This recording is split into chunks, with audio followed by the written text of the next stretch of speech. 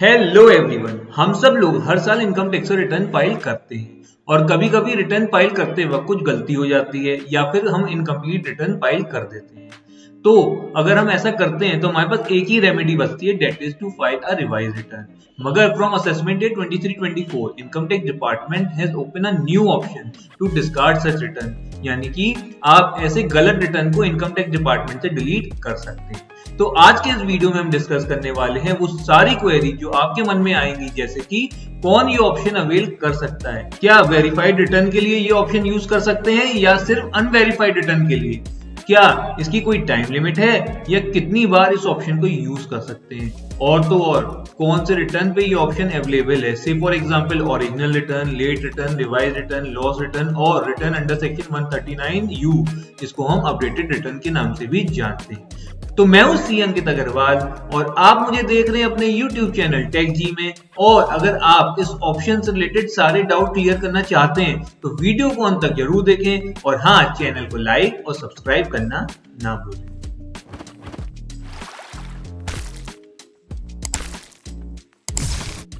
तो शुरू करते हैं। First question that comes in our mind is, आखिर डिस्कार्ड रिटर्न ऑप्शन का मतलब क्या है और कौन इस ऑप्शन को यूज कर सकता है। डिस्कार्ड रिटर्न हियर मीन आपने कोई इनकम टैक्स रिटर्न सबमिट कर दिया हो और वेरीफाई नहीं कराया हो, तो उस अनवेरीफाइड रिटर्न को आप इनकम टैक्स पोर्टल से डिलीट कर सकते हैं। क्या मतलब ये, पहले जब आप आईटीआर एक बार सबमिट कर देते थे और अगर आपको अपने रिटर्न में कोई चेंज करना होता था तो चाहे आपने वो रिटर्न को वेरीफाई कराया हो या नहीं, आपके पास एक ही रेमेडी होती थी, to file a revise return. मगर अब that is from assessment day 23-24 onward, अगर आपने कोई आईटीआर फाइल किया हो और आपने उसे वेरीफाई नहीं कराया है तो आप उस रिटर्न को पोर्टल से डिलीट कर सकते हैं by using the discard return option and can file a fresh return as if आपने पहले कोई रिटर्न फाइल किया ही ना हो।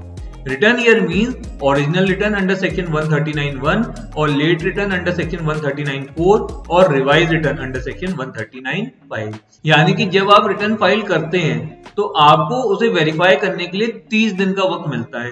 तो आप अपने रिटर्न को सबमिट तो टाइम से कर दीजिए, मगर वेरीफाई करने से पहले आराम से चेक कर लें, ताकि अगर कोई गलती सामने आती है तो आप उस रिटर्न को डिलीट करके दोबारा फाइल कर सकते हैं। इसी में एक क्वेश्चन मैं आप लोगों से पूछना चाहूंगा, डेट इज, क्या अगर आप रेगुलर रिटर्न फाइल कर रहे हैं whose due date is 31 जुलाई या फिर 31 अक्टूबर और आपको डिस्कार्ड करके फ्रेश रिटर्न फाइल करते हैं आफ्टर द ड्यू डेट, तो क्या आपका नॉर्मल रिटर्न माना जाएगा या फिर लेट रिटर्न, और तो और क्या लेट रिटर्न फाइलिंग की फीस और इंटरेस्ट भी लगेगी।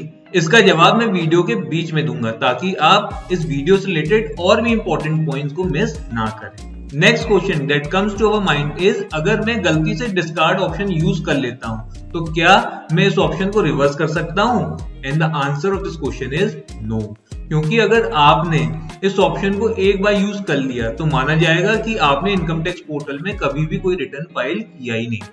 अगला क्वेश्चन जो आता है कि आखिर इस ऑप्शन को यूज कैसे करते हैं, तो इसके लिए ऑलरेडी YouTube में बहुत सारी वीडियो अपलोडेड है जिसमें डिटेल में आप इस प्रोसीजर को देख सकते हैं। फिर भी इन शॉर्ट मैं आपको बता दूं कि जब आप रिटर्न को ई वेरीफाई करने जाएंगे तो वहां आपको ई वेरीफाई के साथ डिस्कार्ड का भी ऑप्शन दिखेगा, जहां आप डिस्कार्ड बटन पे क्लिक करके रिटर्न को डिलीट कर सकते हैं। एक बहुत ही इंपॉर्टेंट क्वेश्चन जो उसमें आता है, डेट इज, अगर मैंने अपना आईटीआर भी मैन्युअली वेरीफाई करने के लिए इनकम टैक्स डिपार्टमेंट भेज दिया through post and now I want to discard the return due to some errors which I came to know, तो क्या इस केस में मैं अपना रिटर्न डिस्कार्ड कर सकता हूं if the status is still unverified.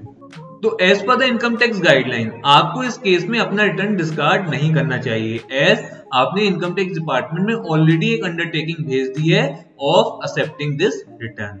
Next question which comes to our mind is, till when can I avail discard option, और तो और कितनी बार मैं इस डिस्कार्ड ऑप्शन को यूज कर सकता हूं, बोले तो मल्टीपल टाइम या फिर एक ही बार। So the answer of this question is, user can avail this option only when ITR status is unverified or pending for verification, और तो और there is no restriction on availing this option multiple times, but the only condition is that ITR status should be unverified or pending for verification. One more question that comes to our mind is कब से discard option available है, यानी कि हम assessment year 22-23 के return को भी delete कर सकते हैं इफ पेंडिंग फॉर वेरिफिकेशन। मैं आपको बता दूं कि this option is available from assessment year 23-24 onwards only.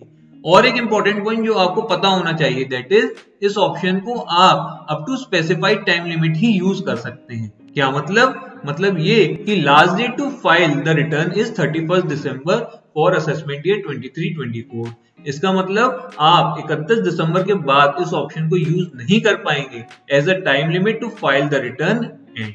तो वीडियो की स्टार्टिंग में मैंने एक क्वेश्चन आप लोगों से पूछा था दैट इज अगर आप रेगुलर रिटर्न फाइल कर रहे हैं हुज ड्यू डेट इज 31 जुलाई या फिर 38 अक्टूबर और उसको डिस्कार्ड करके फ्रेश रिटर्न फाइल करते हैं आफ्टर द ड्यू डेट, तो क्या आपको नॉर्मल रिटर्न माना जाएगा या फिर लेट रिटर्न? और तो और क्या लेट रिटर्न फाइलिंग की फीस और इंटरेस्ट भी लगेगी या नहीं?